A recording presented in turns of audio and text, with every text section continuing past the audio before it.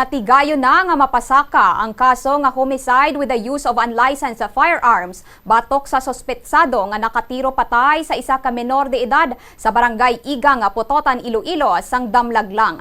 Ang biktima mo si alias Mitch, 16 years old, samtang ang sospetsado naman ang ginpangalanan nga si alias Jose, 60 years old, kag mga residente sang nasambit nga barangay. Sa interview sang Bombo Radio kay Police Captain Beverly Catalunya, Deputy Chief of Police sa Putotan Municipal Police Station, iya ginpahayag nga isa ka homemade 12 shotgun ang gingamit sang sospek.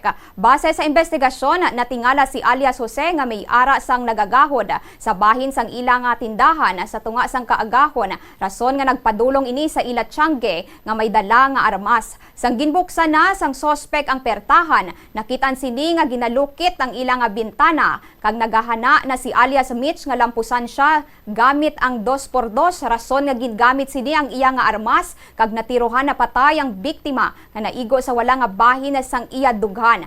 Matapos ang insidente, nagsungka man ang sospetsado sa isa ka barangay kagawad nga dayon man nga gin-turnover sa mga kapulisan.